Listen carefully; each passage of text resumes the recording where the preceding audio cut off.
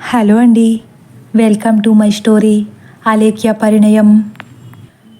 రెండు స్వచ్ఛమైన మనసుల కలయికే ఈ అలేఖ్య పరిణయం. మరి ఇంకెందుకు ఆలస్యం, పదండి కథలోకి వెళ్ళిపోదాం. అలా ఆదిత్య సంతోష్లు అక్కడికి వెళ్ళేసరికి హరిశ్చంద్ర ప్రసాద్, శకుంతల, ఆర్తీలు ఒకచోట కూర్చుని ఉంటారు. ఆదిత్య సంతోష్లు కూడా వాళ్ళ పక్కనే కూర్చుంటారు. తులసి అందరికీ భోజనం వడ్డించేస్తుంది. అందరూ మాట్లాడుకుంటూ సరదాగా భోజనం పూర్తి చేసేస్తారు. వాళ్ళ భోజనం పూర్తయ్యాక శకుంతల పైకి లేస్తూ, తులసి, నువ్వు కూడా భోజనం చేసేయి. నీకు రాము, రంగాలు తోడుగా ఉంటారు. నీ భోజనం పూర్తయ్యే వరకు మేము అలా కాసేపు తిరుగుతాం అంటుంది. అలా అక్కడి నుండి కొంచెం ముందుకు వెళ్తారు నలుగురు. ఆదిత్య మాత్రం వీళ్లతో ఉండకుండా వెంటనే కార్ దగ్గరకు వెళ్ళిపోయి కారులో కూర్చుంటాడు. కాసేపటి తర్వాత తులసి భోజనం కూడా పూర్తయ్యాక రాము, రంగా, తులసులు కార్ దగ్గరకు వెళ్ళడం చూసిన హరిశ్చంద్ర ప్రసాద్, తులసి తినేసినట్లుంది, ఇంక వెళ్దాం పదండి అంటారు. అవునవును, ఇప్పటికే చాలా ఆలస్యమైపోయింది.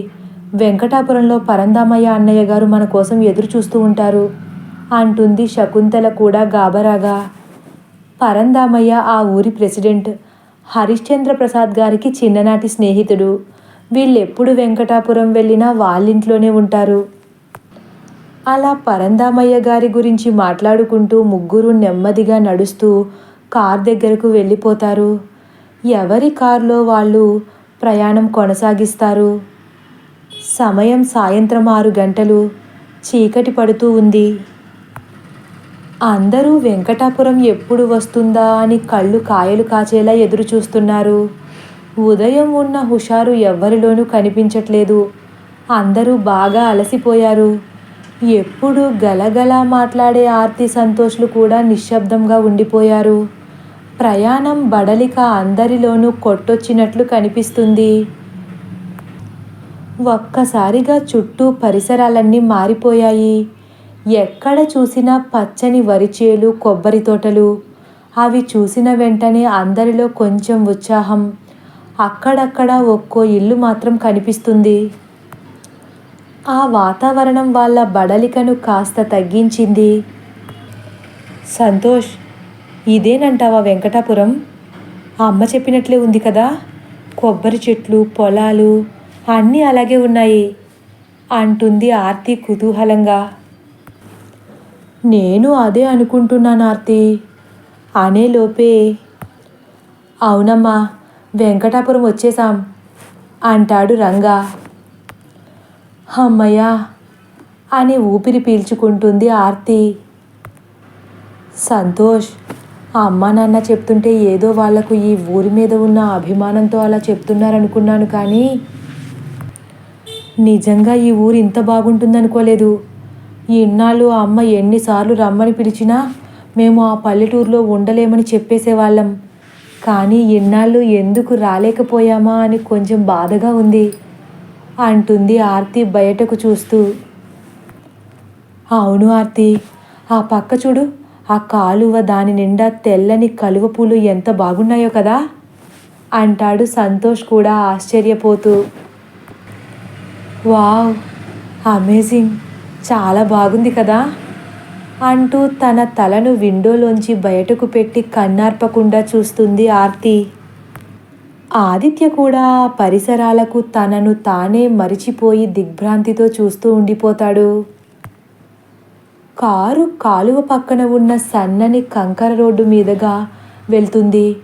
ఒక పక్కన కాలువ నిండా తెల్లని కలువ పూలు, రోడ్కి అవతలి పక్క పెద్ద పెద్ద కొబ్బరి చెట్లు. ఎటు చూడాలో కూడా వాళ్లకు అర్థం కావట్లేదు. ఈలోపు ముందు వెళ్తున్న కారు నెమ్మదిగా కుడిపక్కకు తిరిగి కొబ్బరి చెట్ల మధ్య నుంచి వెళుతూ ఒక ఇంటి ముందు ఆగుతుంది. సంతోష్, అదే అనుకుంటా పరందామయ్య అంకుల్ ఇల్లు అంటుంది ఆర్తి. అయ్యుండొచ్చు అంటాడు అనుమానంగా సంతోష్. హరిశ్చంద్ర ప్రసాద్, శకుంతలలు కారులోంచి దిగుతుండగా ఆదిత్య వాళ్ళ కారు వచ్చి ఆగుతుంది. ఆర్తి కూడా ఫాస్ట్గా కారులోంచి దిగిపోతుంది. సంతోష్, ఆదిత్యలు కూడా ఒకరి తర్వాత ఒకరు నెమ్మదిగా దిగుతారు. ఆర్తి, ఎలా ఉంది వెంకటాపురం? నీకు నచ్చిందా? అంటుంది శకుంతల. చాలా నచ్చేసిందమ్మా, సూపర్ అసలు.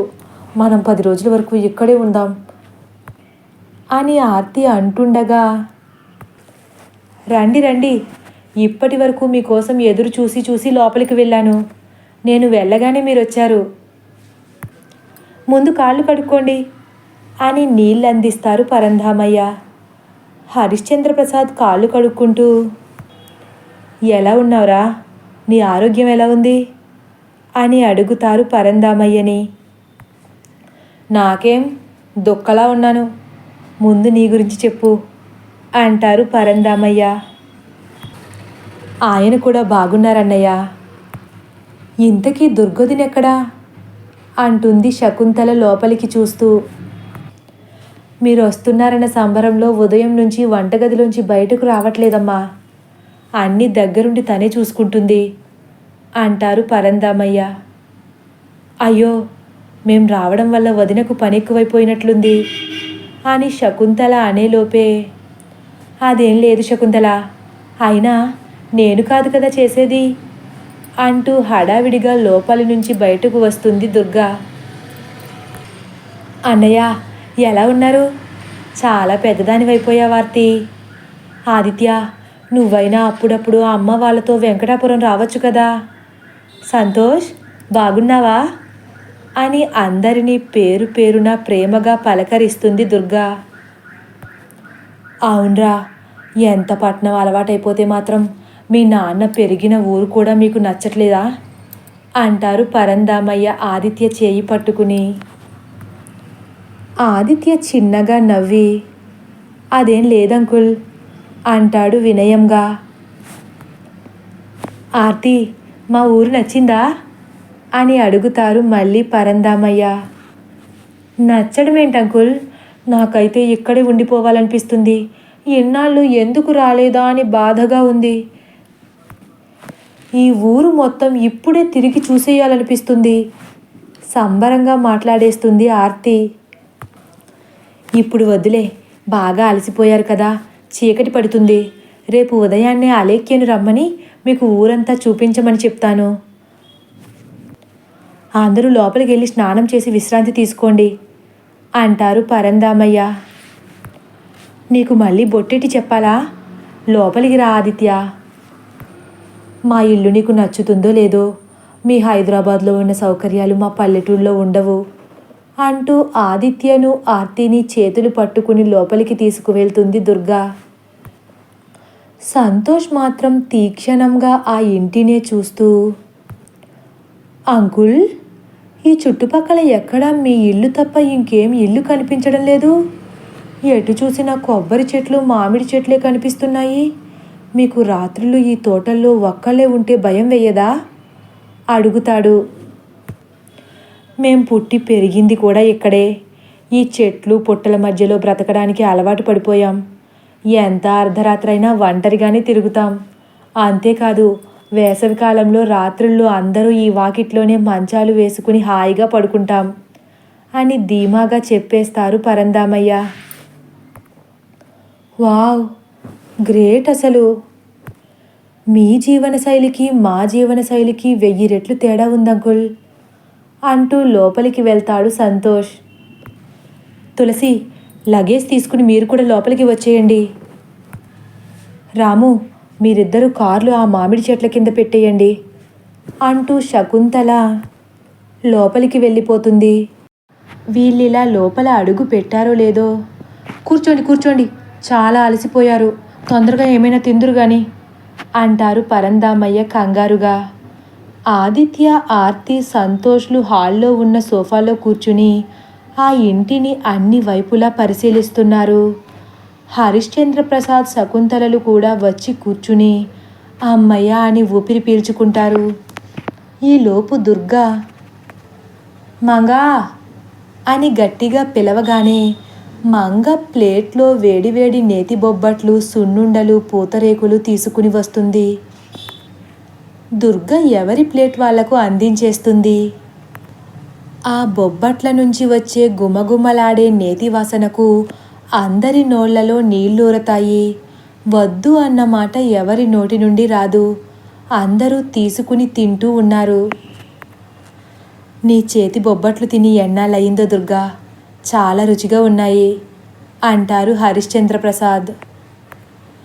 మీకు ఇష్టమనే వేడివేడిగా చేశానన్నయ్య అంటూ ఇంకో 2 బొబ్బట్లు తీసి హరిశ్చంద్ర ప్రసాద్ ప్లేట్లో వేసేస్తుంది దుర్గా.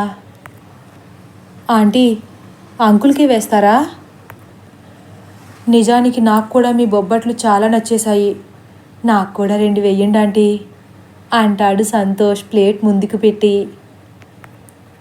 అయ్యో రామా, నీకెన్ని కావాలంటే అన్ని తిను నాయనా అంటూ సంతోష్ ముందు ప్లేట్ పెట్టేస్తుంది దుర్గా. ఆదిత్య మాత్రం ఇవేమీ పట్టించుకోకుండా, అమ్మా, నాకు రూమ్ చూపిస్తే స్నానం చేసి ఫ్రెష్ అవుతాను అంటూ పైకి లెగుస్తాడు. రా ఆదిత్య, నీకోసం స్పెషల్గా మేడపైన గది సిద్ధం చేశాం. నీకు అక్కడ ప్రశాంతంగా ఉంటుంది. నాతో రా, నేను తీసుకువెళ్తాను అంటారు పరందామయ్య. మంగా, ఆదిత్య బాబు బ్యాగ్ పైకి తీసుకెళ్ళు అంటుంది దుర్గా. అలా ఆదిత్యను మేడపైకి తీసుకువెళతారు పరందామయ్య.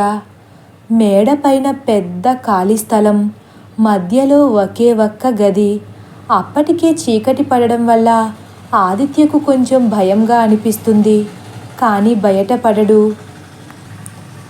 ఆదిత్య, ఇదే నీ గది అంటూ గది తలుపులు తీస్తారు పరంధామయ్య. మనసులో కొంచెం భయం ఉన్నప్పటికీ ఆ గది చాలా అందంగా ప్రశాంతంగా ఉందనిపిస్తుంది. థ్యాంక్స్ అంకుల్, నేను స్నానం చేసి వస్తాను, మీరు వెళ్ళండి అంటాడు ఆదిత్య. సరే, తొందరగా వచ్చేయి, అందరూ కలిసి భోజనం చేద్దాం అని కిందకు వచ్చేస్తారు పరందామయ్య. స్నానానికి వెళ్ళిన ఆదిత్యకు పక్షుల కూతలు, కప్పల అరుపులు, వింత వింత శబ్దాలు వినిపిస్తున్నాయి. భయం కాస్త ఎక్కువ అవుతుంది. తొందరగా స్నానం చేసి బయటకు వచ్చేసరికి చిమ్మ చీకటి. వీళ్ళింట్లో తప్ప ఎక్కడా వెలుగన్నది కూడా కనిపించట్లేదు. వెంటనే లోపలికి వెళ్ళి బెడ్ మీద ఉన్న తన ఫోన్ తీసుకుని సంతోష్కి కాల్ చేస్తాడు. సంతోష్ ఫోన్ లిఫ్ట్ చేసి, చెప్పరా అంటాడు. పైకి రా, నీ లగేజ్ కూడా తెచ్చేసుకో అని ఫోన్ పెట్టేస్తాడు ఆదిత్య. ఏంటి, ఎప్పుడు ఒంటరిగా ఉండడానికి ఇష్టపడేవాడు ఇప్పుడు ఇంత అందంగా ఇన్వైట్ చేస్తున్నాడు అని మనసులో అనుకుంటూ తన బ్యాగ్ తీసుకుని అనుమానంగా పైకి లేస్తాడు సంతోష్. ఆంటీ, ఆదిత్య తన రూమ్కి రమ్మన్నాడు, నేను కూడా అక్కడే ఉంటాను అని చెబుతాడు. అవునా, ఆదిత్య నిన్ను తనతో పాటు ఉండమన్నాడా? ఆశ్చర్యంగా అడుగుతుంది శకుంతల. అవునండి, చూశారుగా, మీ కళ్ళ ముందే మాట్లాడానుగా. సరే, నేను పైకి వెళ్ళి ఫ్రెష్ అయ్యి వస్తాను అని బడాయిగా పైకి వెళ్ళడానికి బయటకు వస్తాడు సంతోష్. మెట్ల దగ్గరకు వచ్చేసరికి బాగా చీకటిగా అనిపిస్తుంది. సడన్గా కరెంటు కూడా పోతుంది. ఎటు చూసినా చిమ్మ చీకటి, అంతా నిర్మానుష్యంగా ఉంది. ఒక్కసారి మెట్లపైకి చూస్తాడు. ఆదిత్య కనపడడు. ఒక పక్క వింత వింత శబ్దాలు. ఏం చెయ్యాలో తెలియక ఆలోచిస్తుంటే ఒక్కసారిగా ఢబ్ అని పెద్ద శబ్దం వస్తుంది. వెంటనే చేతిలో ఉన్న బ్యాగ్ని కింద పడేసి లోపలికి పరిగెత్తుకుంటూ వెళ్ళిపోయి ఆయాసపడుతూ గుండెల మీద చెయ్యి వేసుకుని భయంతో సోఫాలో వాలిపోతాడు సంతోష్. అలా సోఫాలో భయంతో కూర్చున్న సంతోష్కి హాల్లో ఎవ్వరూ కనిపించరు. అందరూ ఎవరి గదులకు వాళ్ళు వెళ్ళిపోయారు. కరెంటు పోవడం వల్ల లైట్స్ అన్నీ ఆఫ్ అయిపోయాయి. సంతోష్ కాళ్ళు వణుకుతున్నాయి. ఆంటీ, అంకుల్, ఎవరైనా ఉన్నారా అని సంతోష్ భయపడుతూ గట్టిగా పిలుస్తాడు.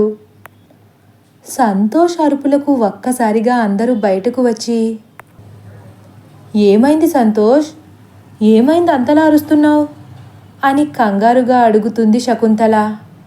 అప్పుడే కరెంట్ కూడా వచ్చేస్తుంది. ఆదిత్య పిలిచాడని పైకి వెళ్ళడానికి మెట్లెక్కుతుండగా పెద్ద శబ్దం అయిందాంటీ. ఆ శబ్దం ఏంటో అర్థం కాలేదు. ఆ శబ్దానికి నాకు వణుకొచ్చేసింది అంటాడు వణుకుతూ. ఓర్ని, దానికి భయపడ్డావా?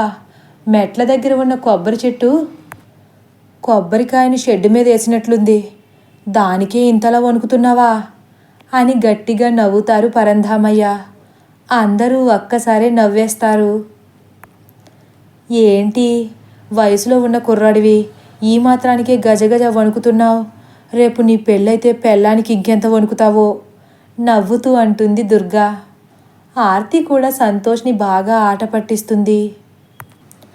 మీరెప్పుడూ ఇటువంటి పరిసరాల్లో ఉండక ఇక్కడ మీకు కొత్తగా భయంగా అనిపించవచ్చు. కానీ మీరు భయపడేంత ఇక్కడేం ఉండదు సంతోష్. మీరు ఈ పరిసరాలను మీ కళ్ళతో చూస్తున్నారు. అలా కాకుండా మనస్సుతో ఈ ప్రకృతిని ఆస్వాదిస్తే భయం అనేదే ఉండదు అంటారు పరంధామయ్య. ఇప్పుడైనా పైకి వెళ్ళి స్నానం చేసి వస్తావా లేదా అంటారు హరిశ్చంద్ర ప్రసాద్ కాస్త గంభీరంగా. బాబోయ్, పైకా అంటుండగా సంతోష్ కోసం ఎదురు చూసి చూసి ఇంకా రాకపోవడంతో ఆదిత్య కిందకు వచ్చేస్తాడు. తదుపరి భాగం కోసం వేచి ఉండండి. ఒకవేళ నా కథ కానీ మీకు నచ్చినట్లయితే లైక్ చేసి సబ్స్క్రైబ్ చేయడం మర్చిపోకండి. Thank you for watching.